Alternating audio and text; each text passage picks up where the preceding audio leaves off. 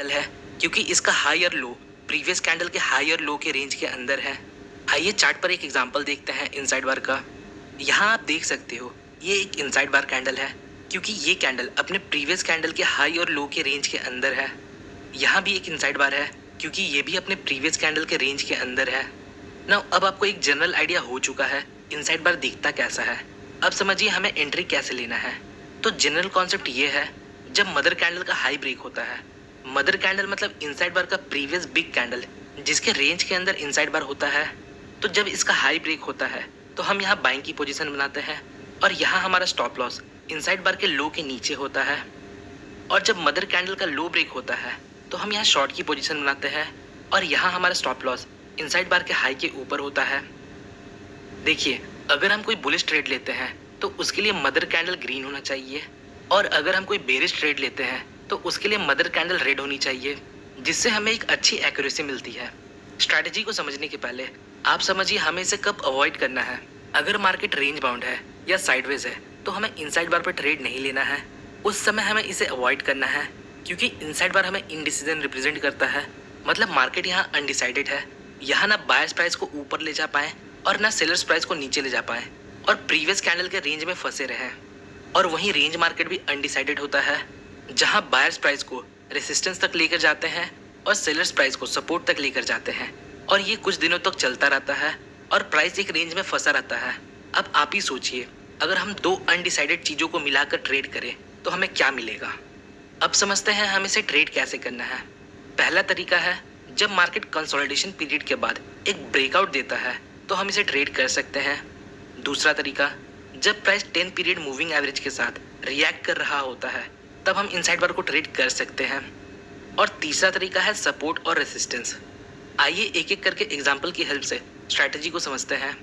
पहले हम breakout of consolidation पर ट्रेड कैसे लेना है वो समझेंगे। देखिए, जब मार्केट कंसोलिडेट करता है मतलब यहाँ एक स्ट्रॉन्ग सपोर्ट और रेसिस्टेंस है और जब प्राइस यहाँ किसी भी डायरेक्शन में ब्रेकआउट देता है मतलब यहाँ एक स्ट्रॉन्ग मोमेंटम क्रिएट होता है जो सपोर्ट या रेसिस्टेंस को ब्रेक करता है।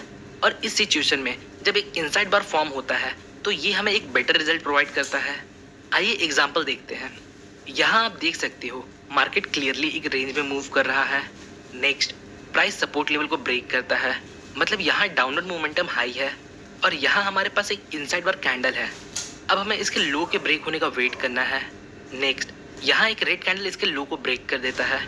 अब मैं यहाँ शॉर्ट कर सकता हूँ और मेरा स्टॉप लॉस इनसाइड बार के हाई के ऊपर होगा। एक और एग्जांपल देखते हैं। यहाँ भी मार्केट क्लियरली एक रेंज में है।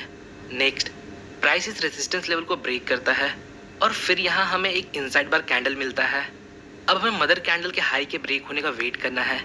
तो यहाँ एक ग्रीन कैंडल मदर कैंडल के हाई को ब्रेक कर देता है। अब मैं यहाँ बाई कर सकता हूँ और यहाँ मेरा स्टॉप लॉस इस जगह पे कहीं होगा। आप सिचुएशन के अकॉर्डिंग स्टॉप लॉस को थोड़ा बहुत एडजस्ट कर सकते हो। अब मूविंग एवरेज का कॉन्सेप्ट समझिए। सपोज ये प्राइस है और ये हमारा 10 पीरियड मूविंग एवरेज है और यहाँ प्राइस मूविंग एवरेज के साथ परफेक्टली रिएक्ट कर रहा है। इसका मतलब मार्केट अभी स्ट्रॉन्ग ट्रेंड में है और जब हमें इस सिचुएशन में इनसाइड बार मिलता है तब हम ट्रेंड के अकॉर्डिंग ट्रेड ले सकते हैं। आइए एग्जांपल की हेल्प से समझते हैं। यहाँ चार्ट पर 10 पीरियड मूविंग एवरेज अप्लाइड है और आप देख सकते हो प्राइस मूविंग एवरेज के साथ परफेक्टली रिएक्ट कर रहा है। मतलब ये हमें इंडिकेट कर रहा है अभी मार्केट में मोमेंटम है। नेक्स्ट, यहाँ मूविंग एवरेज के पास एक इनसाइड बार कैंडल है। नाउ अब हमें मदर कैंडल के नीचे शॉर्ट करना है और इनसाइड बार के ऊपर का स्टॉप लॉस लगाना है। अगेन एक इनसाइड बार कैंडल, हमने मदर कैंडल के लो के नीचे शॉर्ट किया और इनसाइड बार के हाई के ऊपर स्टॉप लॉस लगाया। तो अब तक हमने दो कॉन्सेप्ट को समझ लिया। अब हम समझेंगे हम इसे कैसे सपोर्ट और रेसिस्टेंस के साथ कंबाइन करके ट्रेड कर सकते हैं। इसके लिए हम पिछले वीडियो के एग्जाम्पल को यूज़ करने वाले हैं। अगर आप लोगों ने पिछला वीडियो देखा है तो आप इसे स्किप कर सकते हो या एक बार और देख सकते हो ताकि आपको रिकॉल हो जाए। आइए एग्जांपल देखते हैं। यहाँ आप देख सकते हो हमारे पास एक रेजिस्टेंस लेवल है। चूंकि प्राइस इस लेवल पर मल्टीपल टाइम रिजेक्ट होकर नीचे चला जाता है जो इसे एक पोटेंशियल रेजिस्टेंस लेवल बनाता है। नेक्स्ट, प्राइस वापस इस लेवल को अप्रोच करता है और यहाँ हमारे पास एक इनसाइड बार कैंडलस्टिक है। ये इनसाइड बार क्यों है? क्योंकि इस कैंडल का हाई और लो प्रीवियस कैंडल के हाई और लो के रेंज के अंदर है। इनसाइड बार मार्केट में इनडिसीजन रिप्रेजेंट करता है। मतलब मार्केट यहाँ अनडिसाइडेड है। यहाँ ना बायर्स प्राइस को ऊपर ले जा पाए ना सेलर्स प्राइस को नीचे ले जा पाए।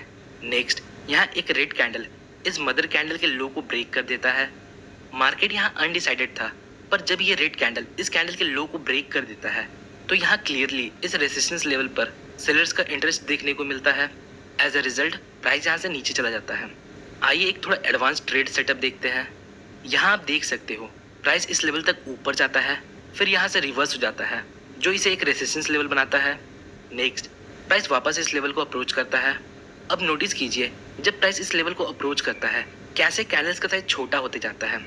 यहाँ हमारे पास एक बिग कैंडल है, नेक्स्ट एक स्मॉल कैंडल है, फिर एक उससे भी स्मॉल कैंडल और फाइनली एक इनसाइड बार। जब प्राइस अपने की लेवल को अप्रोच करता है और उस समय अगर कैंडल्स का साइज छोटा होते जाता है तो ये एक मोमेंटम लॉस का साइन है। और हम ये भी देख सकते हैं मल्टीपल कैंडल्स इस रेजिस्टेंस लेवल को ब्रेक करने में फेल हुए हैं। नेक्स्ट यहाँ एक बिग रेड कैंडल इनसाइड बार के मदर कैंडल का लो ब्रेक कर देता है। नाउ अब यहाँ हमारे पास मल्टीपल फैक्टर्स है जो हमें यहाँ एक high quality short opportunity provide करते हैं। फर्स्ट श्रिंकिंग कैंडल जो हमें मोमेंटम लॉस इंडिकेट करता है। Second multiple rejections at this resistance level. Third inside bar candle